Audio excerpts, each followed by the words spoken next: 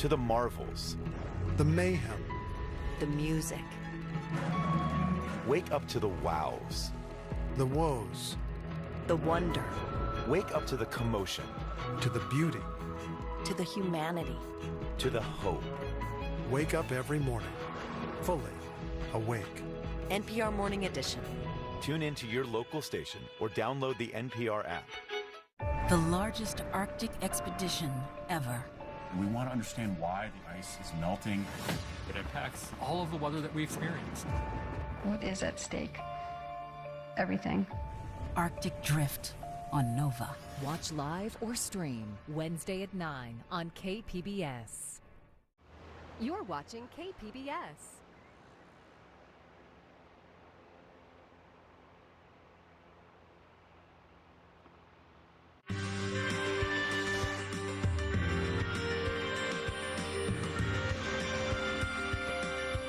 Major funding for KPBS Evening Edition has been made possible in part by Anderson Plumbing, Heating and Air, proud to support the mission of KPBS and privileged to serve San Diego clients. Anderson Plumbing, Heating and Air, helping homeowners maintain drain, heating, and cooling systems since 1978. And by the Conrad Prebys Foundation, Darlene Marco Shiley, and by the following.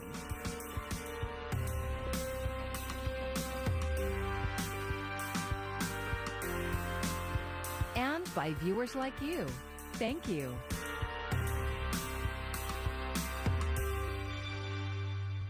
And good evening. It's Friday, October 8th. Thanks for joining us. I'm Amitha Sharma in for Maya Trabulsi. As the cleanup continues in Orange County, crews are monitoring for possible oil spill damage at our local beaches. KPBS reporter Alexandra Rangel has the latest about tarball sightings in North County. If you see folks gathering samples along the shoreline and lagoons near you, well, those are work crews looking for traces of oil and tar balls, which have been spotted on the beaches in San Diego County. Stuff. It looks like part of a tar ball. I'm sure it's not from what's going on off our coast right now. Mark O'Connor with the Surfrider Foundation spotted a tar ball on his routine trash pickup along Moonlight Beach in Encinitas. He says about 2 months ago, the beach had natural seepage, which happens regularly. It happens periodically. There's some fissures out there naturally that release some oil on this beach. So that's not going to be attributed to what's going on north of us. There's been reports of tar balls washing up on Encinitas and Del Mar beaches, but teams are still working to determine if they're tied to the oil spill. The Southern California Spill Response has deployed teams along the Orange and San Diego County coasts to clean up and assess the gravity of the oil spill. In San Diego, teams are checking for visible signs of oil from the Santa Margarita River all the way down to La Jolla shores. Agua Hedionda Lagoon is among one of the sites being closely monitored. CEO of the Agua Hedionda Lagoon Foundation, Lisa Rodman, says things are looking favorable for the lagoon. As of now, we are clear, and we are monitoring it 24/7.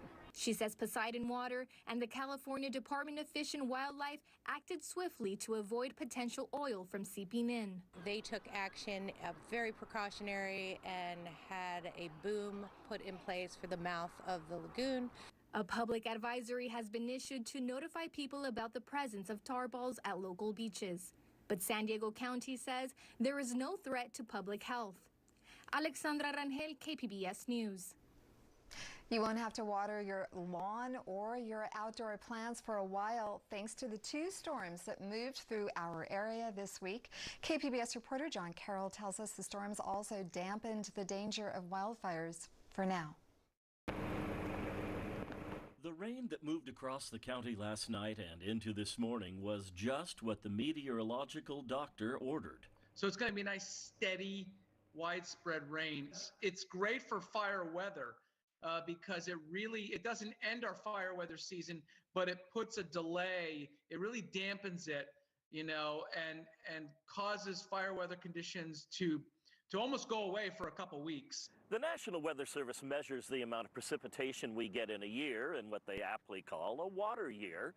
The newest one, 2021-2022, just got underway at the beginning of October. And so far, with this storm from last night and the one from earlier this week with all that lightning, we're off to a pretty good start. The amount of rain that fell last night and into this morning very much depends on where you are in the county, from more than 2/3 of an inch in Oceanside to just an 1/18 of an inch at San Diego International Airport. Add that to the nearly 2/3 of an inch we got at the airport from Monday's storm, and we begin the rainy season, the water year, with nearly an inch of precipitation. But does our nice wet start portend good things for the winter? Not necessarily. We are entering a La Nina, which is the cold phase in the equatorial Pacific Ocean. Those tend to be drier than average in most of California. In an average year, we used to be able to expect more than 10 inches of rain.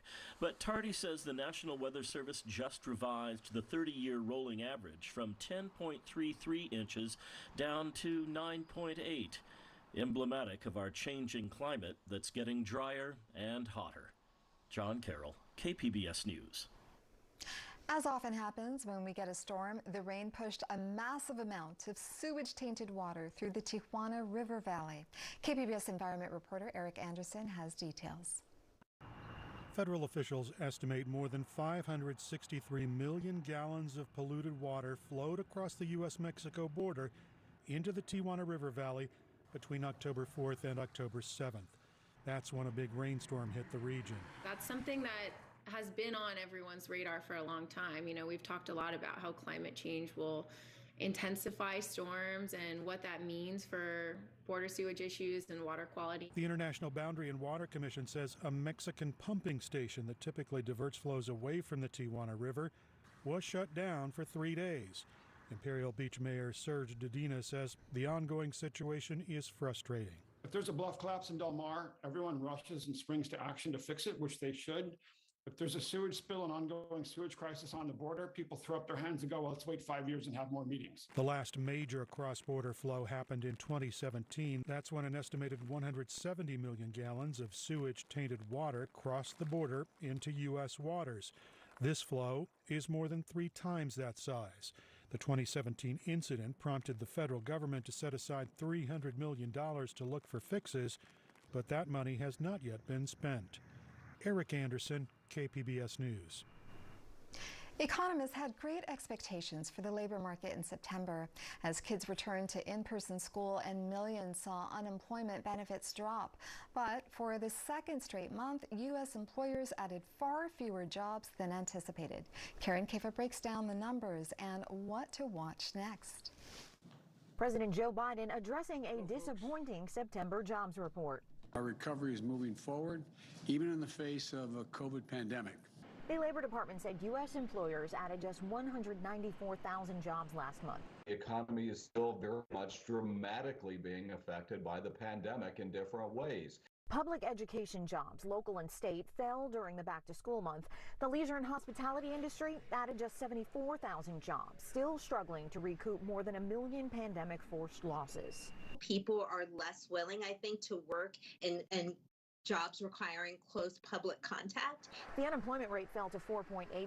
Despite millions of job openings, the labor participation rate barely budged. Neil Richardson, chief economist at ADP, says that is a key number to watch. Getting people back into the labor market, whatever the bottlenecks or reasons are, is going to be really important for a full recovery, not just in the unemployment rate, but an inclusive recovery that really reaches every vulnerable group.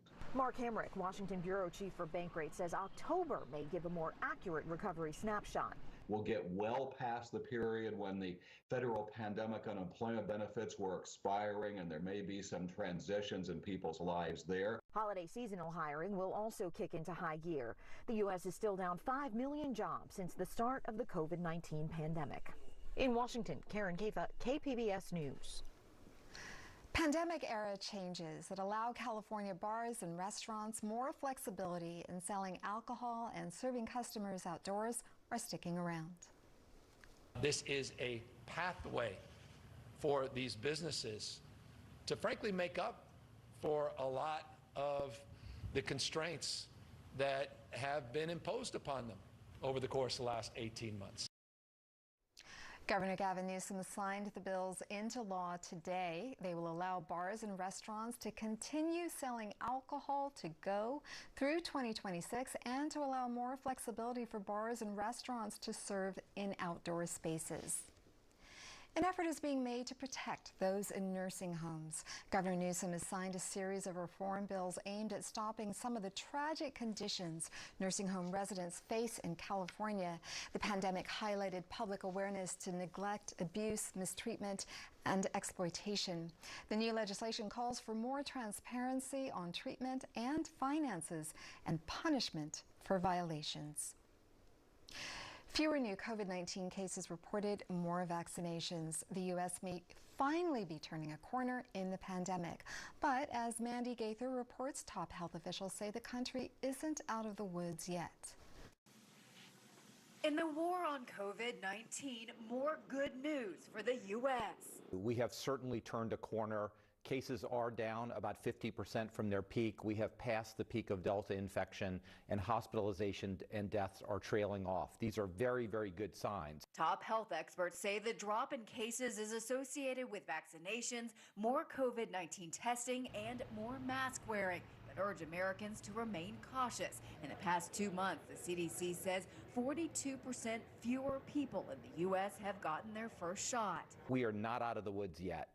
COVID-19 vaccination rates vary across the U.S. There's a concern for regions where fewer people are rolling up their sleeves. The U.S. Surgeon General says vaccine requirements help. This is really about creating a safe environment for people to work, for young people to study, and for all of us to engage in commerce. The FDA is set to discuss the use of Pfizer's COVID-19 vaccine in children ages 5 to 11 on October 26th. But health experts are concerned about a geographic divide in regions like the South and Mountain West, where fewer eligible 12 to 17-year-olds have been vaccinated. I have to believe they'll probably hold back on vaccinating their younger kids as well. U.S. health officials say vaccination is key to keeping us going in the right direction. For Health Minute, I'm Mandy Gaither. We've redesigned our website, kpbs.org. It looks a little different, but you can still find the latest on the pandemic and resources in the COVID-19 tracking section. You'll find it under the News tab on our homepage. A couple in their 80s are now back in San Diego after leaving Afghanistan. Republican Congressman Darrell Issa says it was made possible by a private company along with other members of Congress. Issa is calling on the State Department to better coordinate public-private partnerships to get remaining American citizens and their families out of Afghanistan. Caught up in the chaos of the last days of the U.S. engagement in Afghanistan, one former interpreter is getting back to the difficult task of creating a new life in his adopted country. KPBS military reporter Steve Walsh has this report. Turn right on North Carolina 150. Lucky, a former interpreter for U.S. forces, sits in the passenger seat of a tractor trailer on a drive through North Carolina. We're only using his nickname, the one provided by U.S. troops, since he still has family back in Afghanistan. So how do you like truck driving? It's good. I like it. It's not that bad. I like it. Yeah, it's the only thing I had no other option. Lucky is training to be a long-haul truck driver. He settled into San Diego after receiving a visa in 2017. He's now rebooting his life in America after a recent harrowing escape from his former homeland. I was stuck there. I tried to get out from there as soon as possible. Lucky hadn't expected to return to Afghanistan, but his mother fell seriously ill. And my brother called me that she is asking for you, like she's in hospital. I don't know if she's gonna make it, you know. So I just decided to go there in emergency for a week or 10 days. So he took a chance, thinking the U.S. wouldn't pull out until September. He even brought his young children. But things changed almost overnight. By mid-August, Lucky was trapped when his village fell to the Taliban. True to his nickname, Lucky and his family were helped by American veterans who stepped in to guide their former translators out of the country.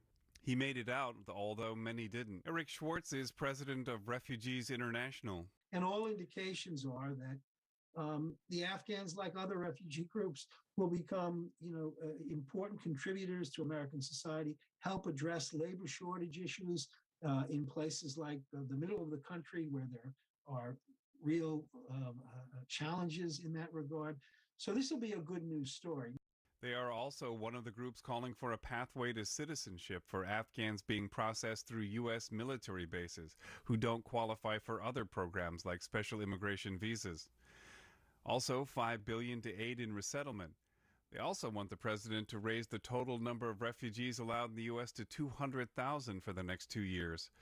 A relatively modest increase given the tens of thousands of Vietnamese who immigrated to the U.S. after the war. We have a small refrigerator here.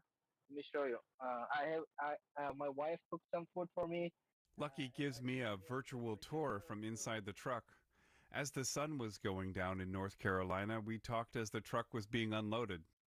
To be honest, I'm still not a normal, I cannot even sleep, for the last 4 days, I didn't sleep 2 hours, 3 hours. After that situation that I went through my kids. In San Diego, he had been a translator for the Afghan community. That ended when he was trapped in Afghanistan.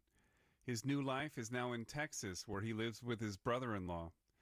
He says it's been tougher on the kids, especially his young daughter. They don't even go out. They don't play with kids.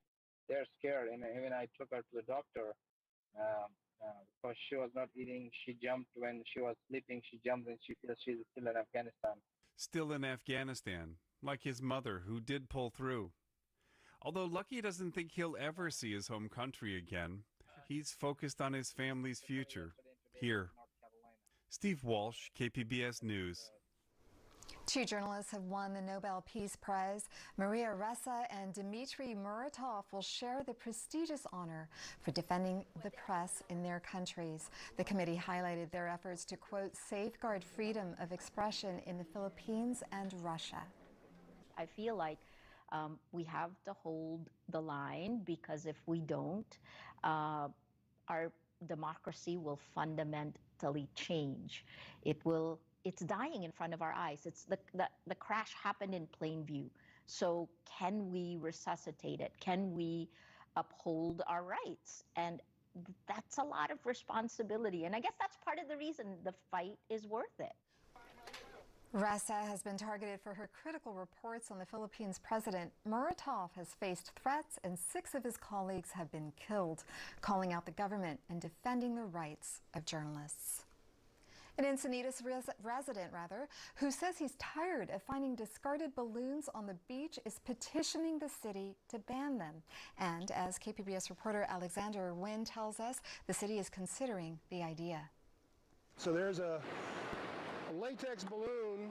Most days, you can find Mark O'Connor picking up trash during his daily walks on the beach. And almost always, the retired sheriff sergeant would find a discarded balloon among the rubbish. The last 3 days in a row, I found one, and I might go for a few days where I don't. Sometimes they're in a cluster. You find 3 or 4 of them together. He says latex balloons not only contribute to the litter, but they also pose a danger to marine life. A balloon will look like a jellyfish to an animal. So creatures will eat it. This is one I picked up yesterday. It was entangled in a bunch of kelp. The ribbons are able to get around talons or beaks or wings, preventing an animal of any type from being able to feed itself or maneuver. According to the National Oceanic and Atmospheric Administration, balloons are the 3rd greatest threat to sea life after fishing gear, plastic bags, and utensils. That's why O'Connor, a local surfer, and the Surfrider Foundation are pushing for a balloon ban. The city's Environmental Commission has drafted an ordinance to ban lighter-than-air balloons and collected the public's input on it. But not everyone is for the idea. The Balloon Council is one opponent. It's a national association of balloon manufacturers, distributors, and retailers. They say latex balloons are biodegradable and if discarded properly poses no danger to the environment. Lorna O'Hara is the executive director for the group. It's people's behavior that needs to change. We prefer education over legislation. So we've talked with the people of Encinitas and we've asked them to enforce a balloon release ban. Now the state does have a law, but if they locally pass it and enforce it and let the public, remind the public that it exists, that would go a long way. The Environmental Commission is slated to vote next week whether to move the ordinance to the City Council for consideration. If passed, Encinitas could become one of the first cities in the state to ban lighter-than-air balloons. Alexander Nguyen, KPBS News. .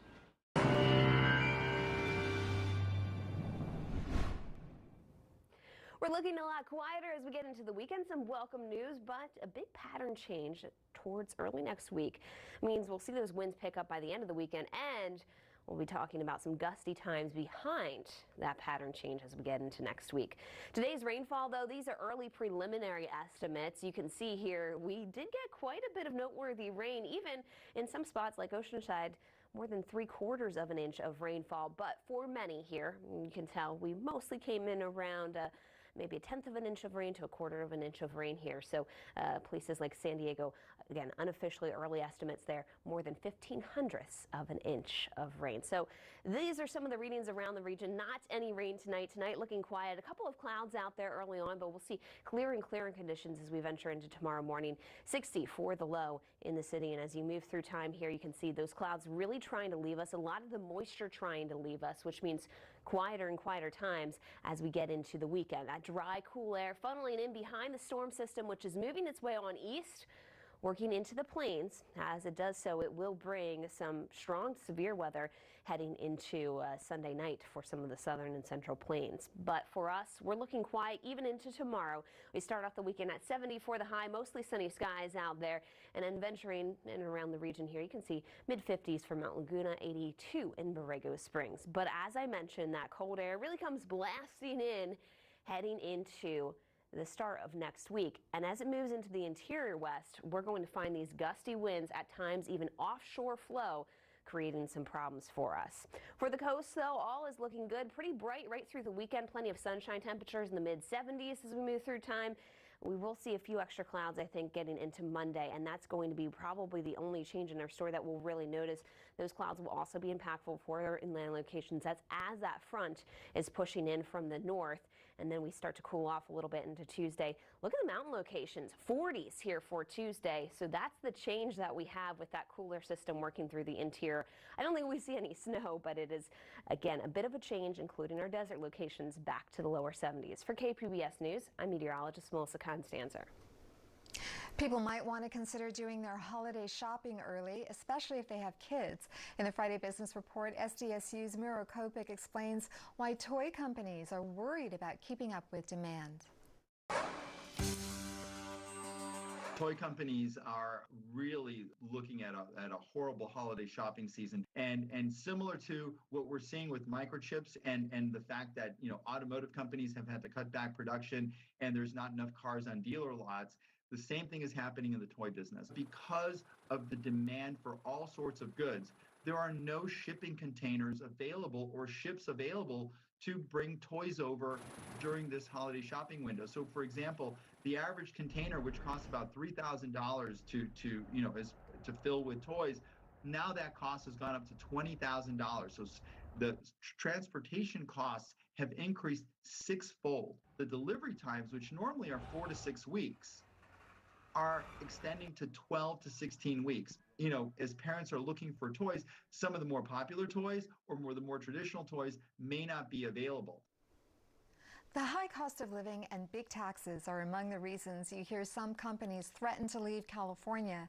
As Amanda Del Castillo reports, one tech CEO is making good on that threat. We're moving our headquarters to Austin, Texas. Tesla CEO Elon Musk making the announcement from Texas during the company's annual shareholders meeting Thursday. There, the news was met with cheer and applause. But back home, business leaders did not mince words. There's no way to candy coat it. It's disappointing news. Silicon Valley Leadership Group CEO Ahmad Thomas says nothing compares to the innovation infrastructure in California.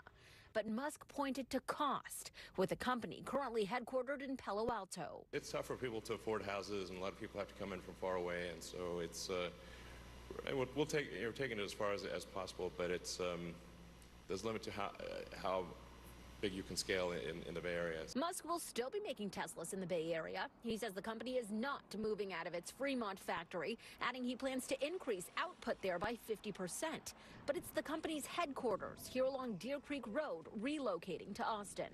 This place is really the cradle of innovation. This is ground zero for the new technology or for the next technology. Tech expert and San Jose State professor Ahmed Banafa says the move will make way for more opportunity.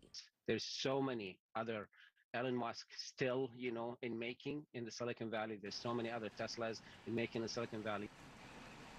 Governor Newsom reacted to the news today, saying California will continue to invest in the development and production of electric cars. Musk hasn't announced a timeline for the move. I'm Judy Woodruff. Tonight on the NewsHour, the Great Resignation. Employment numbers fall short of expectations as workers continue to leave their jobs in the wake of the pandemic. Coming up at 7 after Evening Edition on KPBS.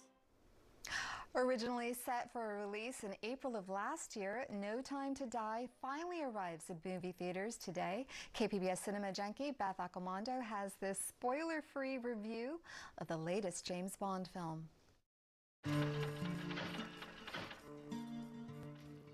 3 delays and 18 months, but it's finally here. Hello, Q. I've missed you. And we've missed you, Mr. Bond. The past isn't dead. I have to confess, when the opening music for No Time to Die began under black in a cinema, I got goosebumps. I've been in a heightened state of anticipation waiting for Bond 25, the final entry in the Daniel Craig cycle of 007 films. I was excited, but also sad that Craig's tenure as Bond was coming to an end. The wait, however, was totally worth it. To summarize Bond's final mission, it delivers all the action and excitement you expect from a 007 movie, but with an unexpected emotional weight. As with Skyfall, you might even shed a tear. Producer Barbara Broccoli, whose father Albert helped launch the franchise in the 1960s, has done for Bond what Kevin Feige did for Marvel: create a cinematic universe. She helped reboot the franchise by fighting to cast Craig and pushing the film into a grittier and more contemporary arena. I think she's been keen getting women like Nomi and Paloma in this film, who diffuse the tropes about Bond girls with humor and efficiency. The only shortcoming in the film is Rami Malek's villain, who's a disappointing choice as Bond's final nemesis. Lashana Lynch and Ana de Armas, however, are both welcome additions that I hope we see again. And while Craig's done with the role, the film ends with the assurance that James Bond will return. And I'm game to see how. Beth Accomando, KPBS News. You can find tonight's stories on our website, kpbs.org. Thank you for joining us and have a great evening.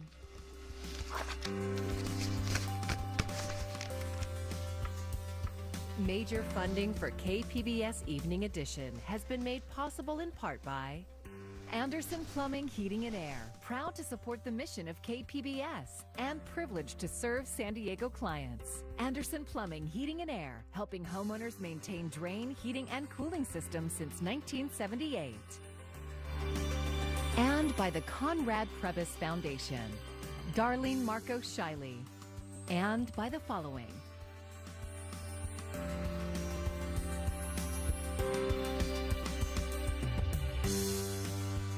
and by viewers like you. Thank you.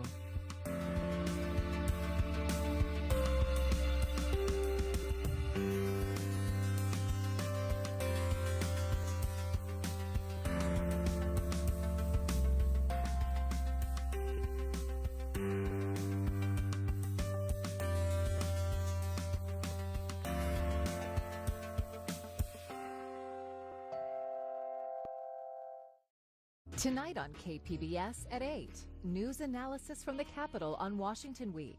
Then key stories from the region with the KPBS news team. And later, follow a complex doctor on Doc Martin. That's tonight on KPBS. PBS, where the drama is on Sunday nights. Call the midwife. I'm giving the baby up for adoption, sister. I'd like to forget